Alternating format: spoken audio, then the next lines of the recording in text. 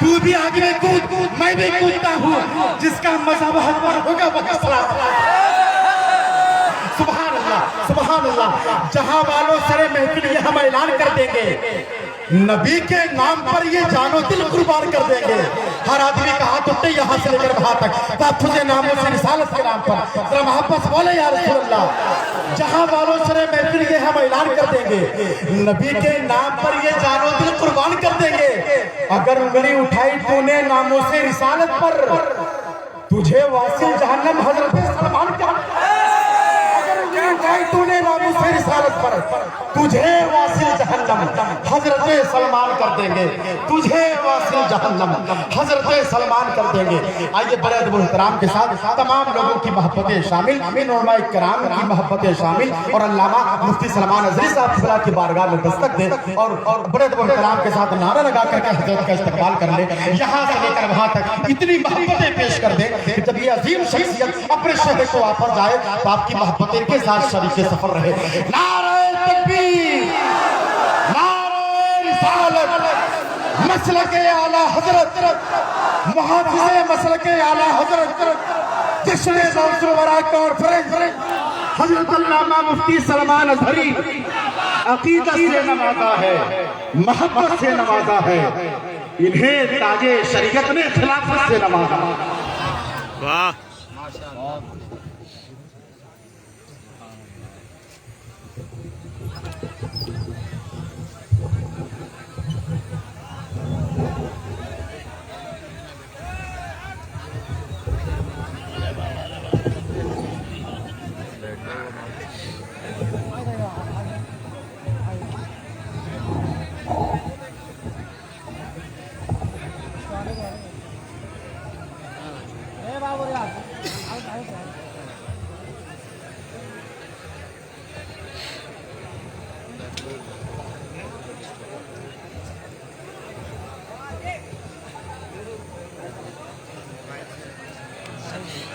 منبر نور پر وبار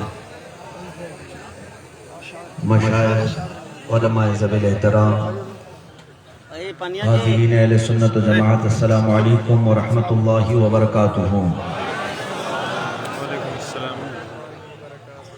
الحمدللہ الحمدللہ الحنان المنان الذي خلق الانسان وعلمه البیان، والصلاة والسلام على رسوله سيد الإنس والجان وعلى آله وأصحابه ذوي الخير والإحسان، أما بعد، فأعوذ بالله من الشيطان الرجيم، بسم الله الرحمن الرحيم۔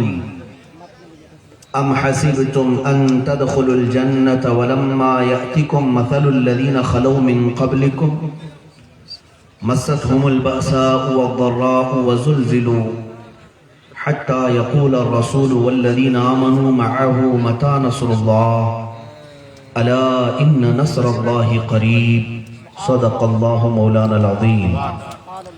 بارگاہ رسالت معاب صلی اللہ تعالی علیہ وسلم میں درود پاک کا ہدیہ پیش کریں۔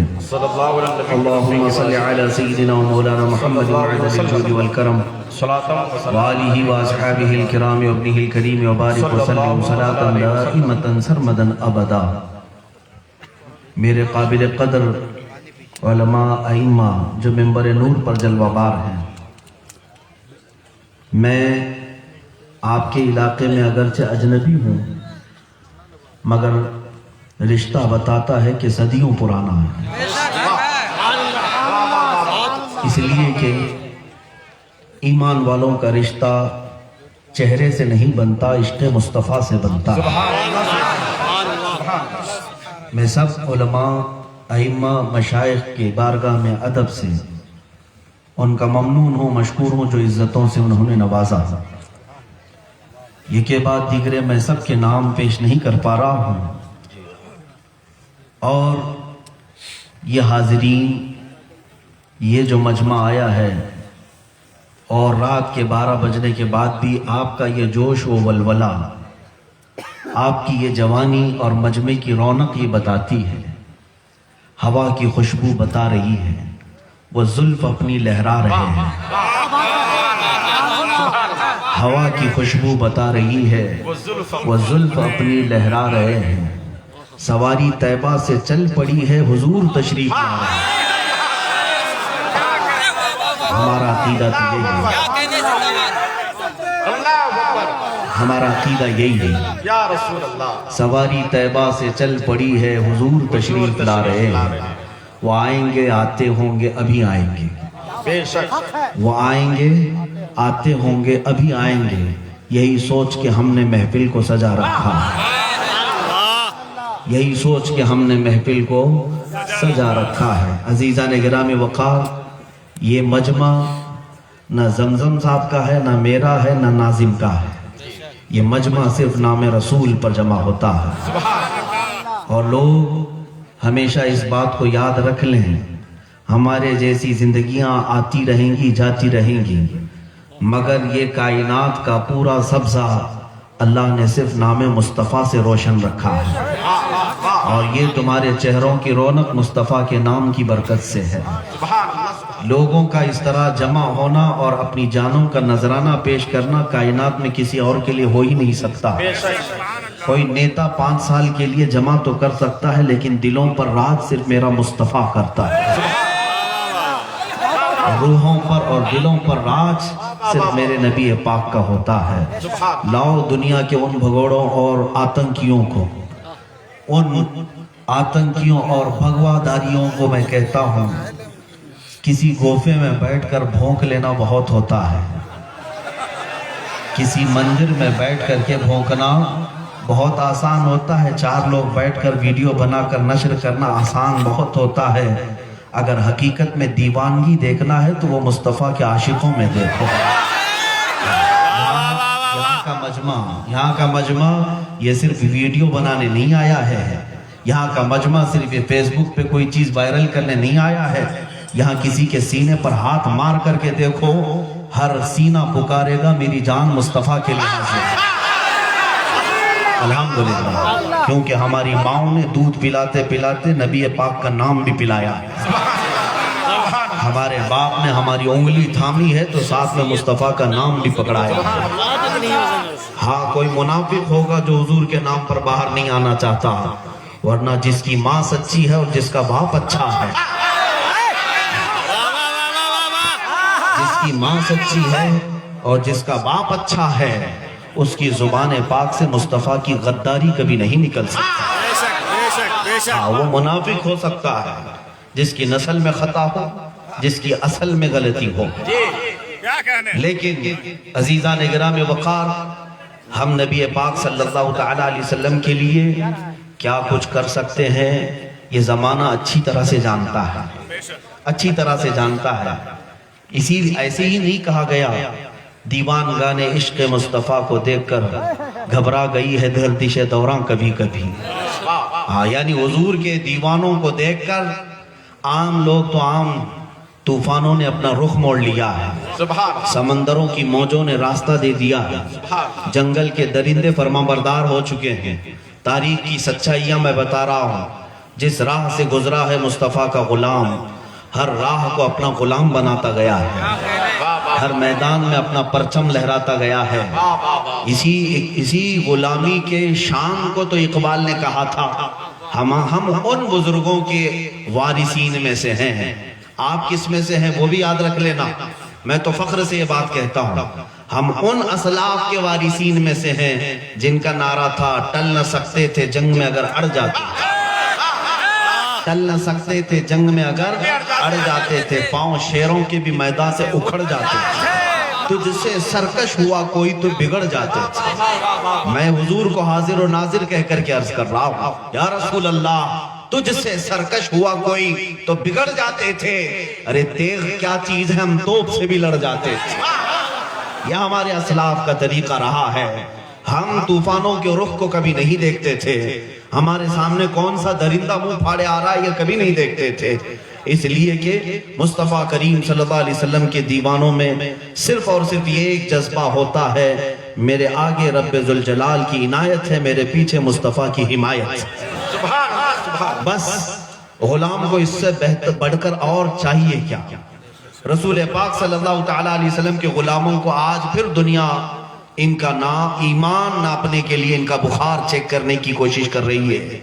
یہ پاکھنڈی جو گستاخیاں کرتے ہیں یوں ہی نہیں کرتے، یہ زرخرید ہوتے ہیں، یہ پورے پیسوں پر بکے ہوئے یا تنخواہ دار ہوتے ہیں، اور ان کو بٹھا کر کے باضابطہ حضور کی شان میں گالیاں دلوائی جاتی ہیں۔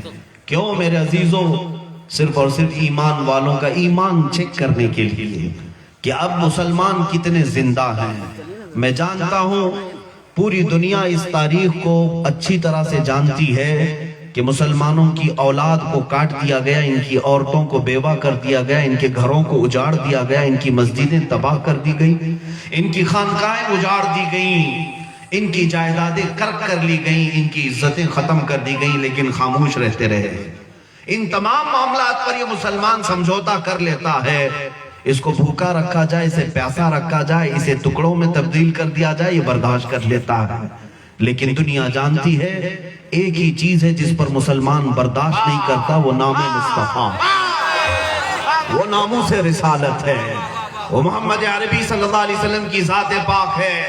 اس بات پر مسلمان کبھی سمجھوتا نہیں کرتا، اس بات پر کبھی مسلمان کمپرومائز نہیں کرتا۔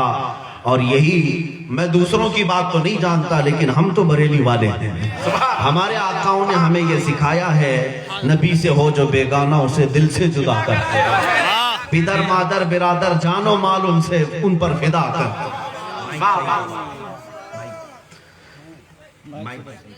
بار بار اس کی سیٹنگ چینج نہ کریں، مائک کو صحیح کر دیجئے رستم بھائی۔ رسول پاک صلی اللہ تعالیٰ علیہ وسلم کے غلاموں کا حال جو ماضی میں تھا اور اسلاف نے ہمیں دیا، میں اس کے چند نمونے آپ کے سامنے رکھتا ہوں۔ عزیزان گرامی، یہ ناموس رسالت کیا چیز ہے؟ ناموس رسالت کا مطلب ہے حضور کی عزت، میرے آقا صلی اللہ علیہ وسلم کی عزت۔ یاد رکھنا رب ذوالجلال بڑے بڑے گناہوں کو معاف فرماتا ہے، زنا جیسے گناہوں کو بھی معاف فرماتا ہے، لیکن حضور پاک کی عزت پر پھونکنے والے کو اللہ تعالی ہمیشہ کے لیے ختم فرماتا ہے۔ ختم اللہ علی قلوبہم، ان کے دلوں پر مہر لگاتا ہے، ان کی آنکھوں پر، ان کی بصارت پر، ان کی سماعت، ان کی کانوں پر اللہ مہر لگا دیتا ہے، وہ واپس پلٹ نہیں آتے۔ گستاخان رسول کا بڑا برا انجام پہلے بھی ہوتا رہا، اب بھی ہوگا، پہلے سے ہوتا رہا، اب بھی ہوگا۔ یہ دنیا کا سب سے بھیانک گناہ ہے۔ آپ کو پتہ ہے اسلام میں اسلامی حکومت ہو تو بہت سارے گناہوں پر سزا تو دی گئی ہے، توبہ کر لینے کے بعد بہت سارے لوگوں کو معاف کرنے کا بھی حق دیا گیا ہے۔ کوئی توبہ کر لے، سچی توبہ کر لے تو اسے عفو درگزر کر دے، چھوڑ دے۔ لیکن شاتم رسول، گستاخ رسول توبہ کرنے کے بعد بھی واجب القتل ہے۔ اس کی وجہ کیا ہے؟ یہ ایسا کینسر ہے کہ اس کا دنیا سے جانا ضروری ہے، یہ ایسا کینسر ہے اس کا دنیا سے جانا از حد ضروری ہے۔ اسلام نے یہ سزا یوں ہی نہیں رکھی۔ آپ کو میں بتاؤں، سلطان صلاح الدین ایوبی کا نام سنا ہوگا، وہ عظیم جرنیل ہے اسلام کا، عظیم سپہ سالار ہے اسلام کا، جس نے کئی جنگیں لڑی اور عیسائیوں کے ساتھ لڑتا رہا، 12,000 کا لشکر لے کر 4 لاکھ لوگوں سے لڑتا تھا، لیکن فتح کامرانی اس کے قدم چومتی تھی۔ صلاح الدین ایوبی کی ایک عادت خاص تھی، عربوں کو تو چھوڑو، انگریزوں نے لکھا ہے تاریخ، ریچرڈ نام کا ایک مورخ ہے انگریز، اس نے کتاب میں لکھا ہے کہ پوری تاریخ میں صلاح الدین جیسا سپہ سالار میں نے دیکھا ہی نہیں۔ یہ انگریز کیوں لکھتا ہے؟ سنو توجہ سے، اس لیے کہ وہ صلاح الدین ایوبی کی تاریخ میں کہتا ہے اتنا بڑا یہ سپہ سالار تھا کہ اگر اس کے ہاتھ میں 100 قیدی آ جائیں جنگی، 100 قیدی آ جائیں عیسائیوں کے، تو 100 کے 100 کو بھی آزاد کرتا تھا، نہیں قتل کرتا تھا، مارتا نہیں تھا، انہیں فدیہ لے کر یا معاف کر کے چھوڑ دیا کرتا۔ سب سے زیادہ معاف کرنے والا سپہ سالار صلاح الدین تھا۔ لیکن آپ کو میں بتاؤں، آج جو لوگ معاف کرنے کی بات ہمیں بتاتے ہیں، درگزر کرنے کے معاملات ہمیں سکھاتے ہیں، حکمت اور مصلحت کے ساتھ چلنے کے سبق ہمیں پڑھائے جاتے ہیں، صلاح الدین جو سب سے زیادہ معاف کرتا تھا، ایک وقت ایسا بھی آیا ملک شام سے ایک قافلہ مسلمانوں کا گزر رہا تھا، عیسائیوں کا ایک سپہ سالار برنس نام ہے، اس نے ان مسلمانوں کے قافلے کو پکڑ لیا، ان کا مال لوٹا اور انہیں مارا بھی۔ ان میں عورتیں تھی، بچے تھے، لیکن اس کا کام یہ تھا، برنس کا جب بھی مسلمان کو مارتا تھا یوں تانا دیتا تھا، بلاؤ اپنے محمد کو، کہاں ہے وہ محمد جس کا تم بڑا ذکر کرتے ہو؟ تو مسلمانوں کو اس سے زیادہ چھلنی کرنے والا جملہ نہیں ہوتا۔ ماں باپ کی گالی دی جائے تو الگ مسئلہ ہے، لیکن نبی پاک کا نام لیا جائے مسلمان کا دل زخمی ہوتا ہے۔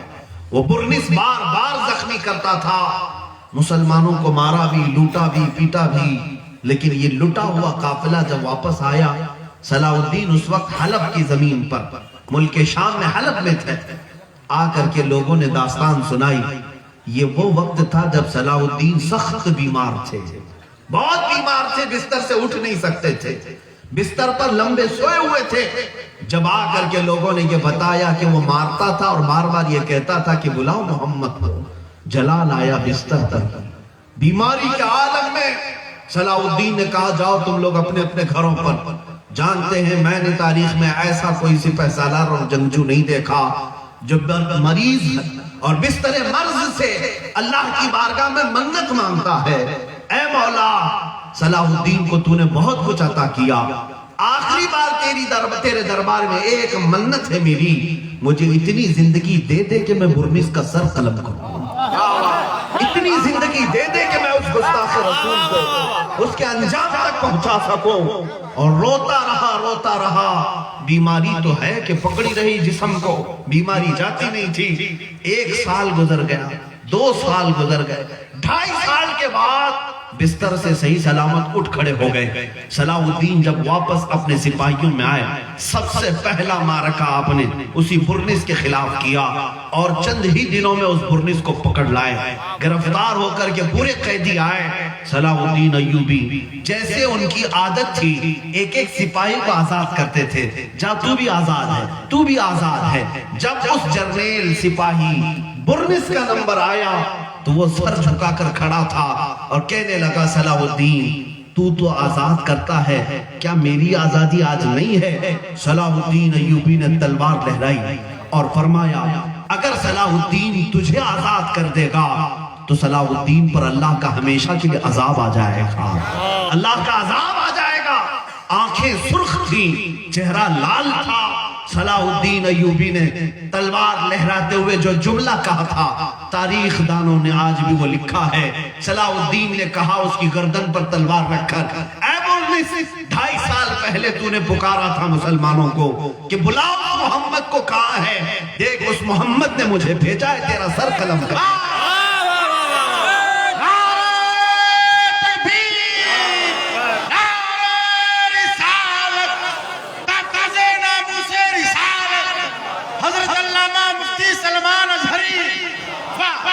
سر قلم کر دیا۔ اس کے بعد جانتے ہیں جو بات مجھے عرض کرنی ہے وہ یہ ہے، جو فاتح اسلام ہے، فاتح بیت المقدس صلاح الدین ایوبی، جس کا چرچا صدیوں تک آج تک ہو رہا ہے، لیکن جانتے ہو وہ جو 2.5 سال گزرے صلاح الدین کے، تاریخ میں یہ بھی لکھا ہے جس دن مسلمانوں کے قافلے نے بیماری کی حالت میں صلاح الدین کو سنایا تھا یہ جملہ کہ برنس نے نبی پاک کو کوسا ہے، تانا مارا ہے، صلاح الدین نے اپنا بستر ہٹا دیا۔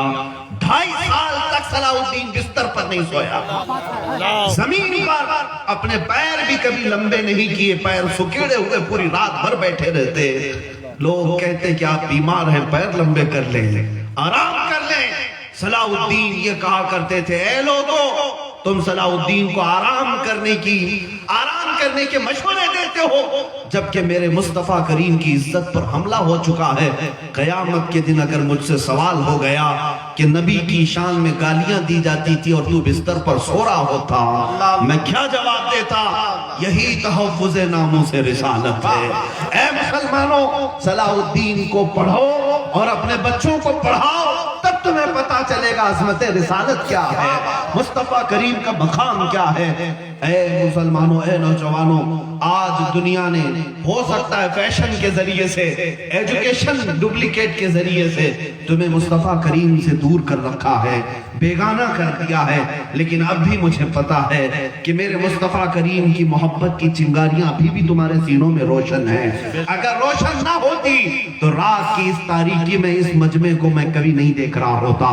نبی کے نام پر آنے والا مجمع، اس سے میں صرف امید نہیں یقین رکھتا ہوں کہ ان کے سینے ابھی بجھے نہیں ہیں، چراغ ابھی گل نہیں ہوئے ہیں، مصطفیٰ کریم صلی اللہ علیہ وسلم کی محبت کے چراغ اب بھی روشن ہیں، بس اس چنگاری کو شعلہ بنانے کی ضرورت ہے۔ جس دن تمہارے سینوں میں موجود یہ عشق مصطفیٰ کی شمع روشن ہو گئی اور شعلہ بن گئی تو پھر ظالموں کی خیر نہیں، ظالموں کی خیر نہیں۔ انہیں بتا دینا، بتلا دو گستاخ نبی کو غیرت سنی زندہ ہے، بتلا دو گستاخ نبی کو غیرت سنی زندہ ہے، ان کے نام پہ مر مٹنے کا جذبہ کل بھی تھا اور آج بھی، ان کے نام پہ مر مٹنے کا جذبہ کل بھی تھا اور آج بھی ہے، لب پر نعت پاک کا نغمہ کل بھی تھا اور آج بھی ہے، میرے نبی سے میرا رشتہ کل بھی تھا اور آج بھی ہے، اپنا سب کچھ گنبد خضرا کل بھی تھا اور بس اسی پر زمان نعرہ لگا، نعرہ تکبیر، نعرہ رسالت، نعرہ رسالت۔ اب آپ سمجھ کر کے چلیں، میرا معمول یہ ہے، آپ برا نہ سمجھیں، بات ہوگی تو صرف رسول اللہ کی ہوگی، مصطفیٰ کریم صلی اللہ علیہ وسلم کی، اس لیے کہ یہ ہمیں ممبر کسی کے باپ کی وجہ سے نہیں ملا، یہ مصطفیٰ کی وجہ سے ملا ہے۔ یہاں ہمیں اس لیے نہیں بٹھایا گیا کہ کسی نیتا کا بیٹا ہے، اس لیے بٹھایا گیا ہے کہ رسول پاک کا غلام۔ ہاں یہ بات سارے علماء بھی سمجھیں گے، سارے لوگ بھی سمجھیں گے، ہمیں یہ کرسی اور یہ ممبر صرف نام مصطفیٰ سے ملتی ہے اور عزت صرف اور صرف مصطفیٰ کریم کے نام سے ملے گی۔ آج آپ کو بھی میں یہ کہتا ہوں، میرا ایک جملہ یاد رکھ لینا، ایک جملہ، حضور پاک صلی اللہ تعالیٰ علیہ وسلم کا نام جپتے رہو، ان کی عزت کی بات کرتے رہو تو ہوگا کیا؟ ان کا جو نام لے گا ہر دل پہ راج کرے گا، ہر دل پہ راج کرے گا، عزت تمہاری بڑھائی جائے گی۔ حضور کا نام لیتے رہو اور پھر دیکھو اللہ تعالیٰ کہاں کہاں بلند کرتا ہے، کتنا بلند کرتا ہے۔ آج اس مجمع میں عشق محبت اعلیٰ حضرت کا نعرہ لگتا ہے کہ نہیں لگتا؟ آپ میں سے کون اعلیٰ حضرت کو دیکھا ہے؟ کون اعلیٰ حضرت کا رشتہ دار ہے یہاں پر؟ کوئی نہیں ہے یہاں پر۔ رشتہ اعلیٰ حضرت سے جو ہمارا ہے وہ خون کا اگرچہ نہ ہو لیکن عشق کا ضرور ہے۔ کیوں؟ آج 100 سال کے بعد بھی ان مجمعوں سے اعلیٰ حضرت کا ذکر ختم نہیں ہوا، ان مجمعوں سے اعلیٰ حضرت کا ذکر ختم کیوں نہیں ہوا؟ اس لیے کہ جس اعلیٰ حضرت نے اپنی پوری زندگی نام مصطفیٰ پکارتے رہے، حضور کی عزت کی بات کرتے رہے، تو پھر اللہ کا قانون یہی ہے، بے نشانوں کا نشان مٹتا نہیں، مٹتے مٹتے نام ہو ہی جائے۔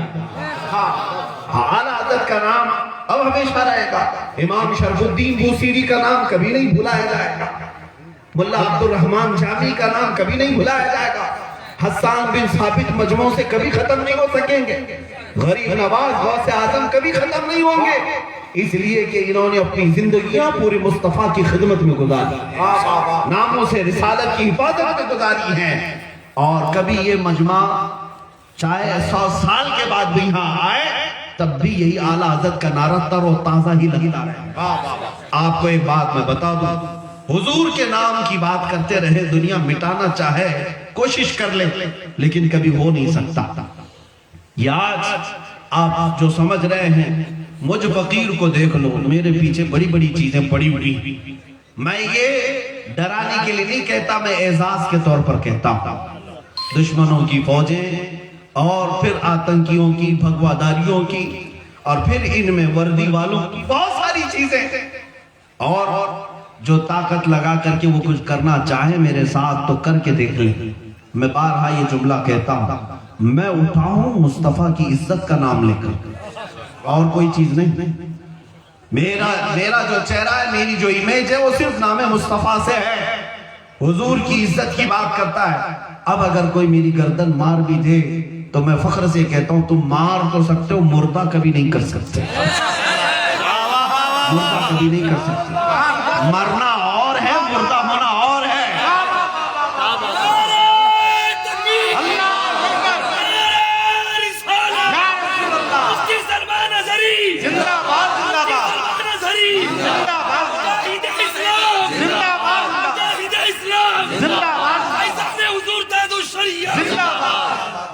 اے مسلمانوں انتظار کرو، بزدلی ختم ہونے کا وقت آ چکا ہے. یہ اندھیریاں جائیں گی اور میں تنہا نہیں، ممبر پر بیٹھے سارے علماء یہ بیان کریں گے اور سر چڑھ کر کے بولیں گے اسلام کل بھی حق تھا، آج بھی حق ہے اور حق رہے گا. میرے مصطفیٰ کریم صلی اللہ علیہ وسلم کی زندگی پاک کو بتانے میں نہ ہمیں کل ڈر لگتا تھا نہ آج ڈر لگتا ہے. جہاد کا لفظ سنتے ہی ان کے طوطے اڑتے ہیں، اور پھر بہت سارے مسلمان اگر گھبراتے ہیں لفظ جہاد بولنے سے، پتہ نہیں ہمیں آتنکی کہتے ہیں، دہشت گرد کہتے ہیں. کبھی ان کی سرٹیفکیٹ کی چکر میں نہ رہنا، یہ جس کو چاہے کہتے رہیں گے. میرے عزیزو، لفظ جہاد مصطفیٰ کریم کی سیرت کا پاک حصہ ہے، ان کی سیرت کا پاک حصہ ہے. اگر اس لفظ کو میں مٹا دوں تو آدھی سیرت ختم ہو جائے گی، آدھی سیرت ختم ہو جائے گی. میں جو بات عرض کر رہا تھا وہ یہ ہے، کفایت علی کافی کا نام سنا ہوگا، مجاہد آزادی کے طور پر انہیں پہچانا جاتا ہے، مگر میرے عزیزو وہ عاشق رسول فنا فی الرسول تھے. اعلیٰ حضرت جو ہے صرف آزادی سے لڑنے والوں کی تعریف نہیں کرتے تھے. کفایت علی کافی کی شان میں اعلیٰ حضرت نے کہا ہے، کفایت علی کافی رحمت اللہ علیہ ایک عاشق رسول فنا فی الرسول، مراد آباد شہر کے، انگریزوں کا دور ہے، اور ان کا حال یہ تھا کہ جب بولتے تھے تو ہزاروں کا مجمع ان کی طرف. علماء کی زبان میں اللہ نے تاثیر رکھی تھی ہر زمانے میں. اور ایک بات آپ کو میں بتا دوں، ان کی توپوں میں وہ دم نہیں ہوتا جو ایک عالم ربانی کی زبان میں ہر زمانے میں. اور تخت پر بیٹھنے والوں کو اگر کسی سے خوف ہوتا ہے تو صرف حق بولنے والے علماء سے، باقی کسی سے نہیں. ہر زمانے میں کفایت علی کافی سے پورا انگریز خوف زدہ تھا، ڈرتا بھی تھا اور دشمنی بھی. کیوں؟ کفایت علی کافی کا ایک ہی جذبہ تھا، عشق مصطفیٰ سینوں میں پیوست کر پلا دینا. انگریزوں نے بہت سازشیں رچی ان کو روکنے کے لیے. کفایت علی کافی رحمت اللہ تعالیٰ علیہ کو عوام کی چاہت بھی تھی اور زبان میں اثر بھی تھا. ایک وقت یہ بھی آیا کہ کفایت علی کافی کو انگریزوں نے گرفتار کیا. 3000 انگریز مل کر ایک عالم کو گرفتار کیا. ہوتا ایسی، ہزاروں کتے ایک شیر کو پکڑنے آتے. گرفتار کیا اور لے جا کر کے قصر عمارت میں قید کیا. 7 دن تک کفایت علی کافی کو رکھا. میں کیوں بتا رہا ہوں سنو، توجہ چاہتا ہوں. علامہ کفایت علی کافی اپنے بچوں کو سناؤ میرے عزیزوں، یہ نسلوں میں منتقل کرو، نسلوں میں منتقل کرو. کون ہے ہمارے اسلاف، ہمارے اکابر. کفایت علی کافی کو 7 دن تک یوں ہی نہیں رکھا. انگریز روزانہ رات کو ان کا جبہ اتار کر جسم پر استری پھیرتے تھے، گرم استری پھیرتے تھے، پریس جس کو کہتے ہیں. اور جب چمڑی جل جاتی تھی تو جسم پر نمک چھڑکتے تھے. یہ کفایت علی کافی ناموس رسالت کی بنیاد پر، عشق مصطفیٰ کا اعلان کرنے کی بنیاد پر. اور جب 7 دن تک وہ ٹس سے مس نہیں ہوتے رہے، اپنے اعلانات اپنے بیانات سے واپس آنے کا کبھی آپ نے سوچا بھی نہیں، تو بھرے چوراہے پر 7ویں دن کفایت علی کافی کو لے جا کر پھانسی پر چڑھانا تھا. سارا مجمع بھی دیکھ رہا تھا. انگریزوں نے کفایت علی کافی کو پھانسی کے پھندے پر چڑھایا. سولی دینے کے لیے جب لے جا رہے تھے، مشہور روایت ہے، آپ سے پوچھا گیا آخری کوئی خواہش ہے تو بتاؤ. مرنے والا، پھانسی پر چڑھنے والا کہتا ہے بیوی سے مل لوں، بچے سے مل لوں، ماں باپ کو دیکھ لوں، بھائی بہن کو کچھ نصیحت کر لوں. کفایت علی کافی کیا کہتے ہیں؟ ہاں میری آخری خواہش ایک ہی ہے کہ میں ایک بار نعت مصطفیٰ پڑھ لوں، مصطفیٰ کریم صلی اللہ علیہ وسلم کی نعت پڑھ لوں. انگریز دیکھتے رہ گئے. آخر کوئی ایسا بھی ہے جو زمانے سے جا رہا ہو، اسے اپنے رشتوں کی فکر نہیں، اپنے اولاد اپنے مال و متاع کی فکر نہیں، جا رہا ہے تو مصطفیٰ کے نغمے سناتا جا رہا ہے. اور جب پھانسی کے پھندے پر جانا تھا تب کفایت علی کافی یہ پڑھتے جا رہے تھے، کوئی گل باقی رہے گا نہ چمن رہ جائے گا، پر رسول اللہ کا دین حسن رہ جائے گا. سب فنا ہو جائیں گے کافی وہ لیکن حشر تک، سب فنا ہو جائیں گے کافی وہ لیکن حشر تک، نام حضرت کا زبانوں پر سخن رہ جائے گا. یہ کہتے کہتے کفایت علی کافی پھانسی کے پھندے پر چڑھ گئے. جس دن ان کو پھانسی دی گئی انگریز جشن مناتے رہے اور خوشیوں کے طبل بجاتے رہے۔ اب جو بات مجھے عرض کرنی وہ یہ ہے، جو لوگ ڈرتے ہیں مرنے سے، کٹنے سے، پٹنے سے، قید ہونے سے، اور یہ سمجھتے ہیں ناموں سے رسالت پر آج ہم بول رہے ہیں، اگر ہمیں مار دیا جائے، پھانسی پر چڑھا دیا جائے تو کل اس مجمع کا کیا ہونا ہے، کل اس امت کا سہارا کون بنے گا؟ یہ سب سوچنا تمہاری ذمہ داری نہیں ہے، یہ فکر کرنا اللہ نے تمہارے ذمہ نہیں رکھا ہے۔ اللہ رب العزت اس کے قانون قدرت کا یہ طریقہ ہے، مصطفیٰ کریم کی صفات اور ان کی مدح سرائی کرنے والی زبانیں نہ کل کم ہوئی تھی نہ آج کم ہوں گی۔ ایک چراغ بجھتا ہے، مولا 100 چراغ جلاتا ہے۔ کفایت علی کافی کو پھانسی کے پھندے پر چڑھا کر انگریز جشن منا رہے تھے، اس زبان کو ہم نے ہمیشہ کے لیے بند کر دیا جو بار بار نبی نبی کہتی تھی، بار بار مصطفیٰ مصطفیٰ کہتی تھی، اس زبان کو ہم نے پھانسی پر چڑھا دیا ہے۔ اور مجمع اب کس کو دیکھے گا؟ اب مسلمان کس کے ہاں بھیڑ جمع کریں گے؟ کفایت علی کافی کی طرح کوئی مقرر نہیں ہے، کوئی ان کی طرح خطیب نہیں ہے۔ انگریز چند دن تک جشن مناتے رہے، لیکن خدا عز و جل کا قانون تو دیکھیں، رحمت الہی جوش میں آئی، مراد آباد کے پڑوس میں ہی بریلی کی سرزمین پر دوبارہ امام احمد رضا کو پیدا کیا۔ عاشق کبھی ختم نہیں ہوتے، ادھر کفایت علی کافی پھانسی پر چڑھ گئے اور ادھر بریلی میں امام احمد رضا پیدا ہوئے۔ ایک عاشق جاتا ہے، کوئی گل باقی رہے گا نہ چمن رہ جائے گا، پر رسول اللہ کا دین حسن رہ جائے گا۔ یہ گنگناتا ہوا وہ عاشق چلا گیا، مگر اس کے بعد جو عاشق آیا وہ تو امام عشق و محبت کہلایا، وہ تو کروڑوں دلوں میں یہ عشق پیوست کر کے چلا گیا۔ یا رسول اللہ، یا رسول اللہ، کروں تیرے نام پہ جان فدا، نہ بس ایک جان دو جہاں فدا، تو جہاں سے بھی نہیں جی بھرا، کروں کیا کروڑوں جہاں نہیں۔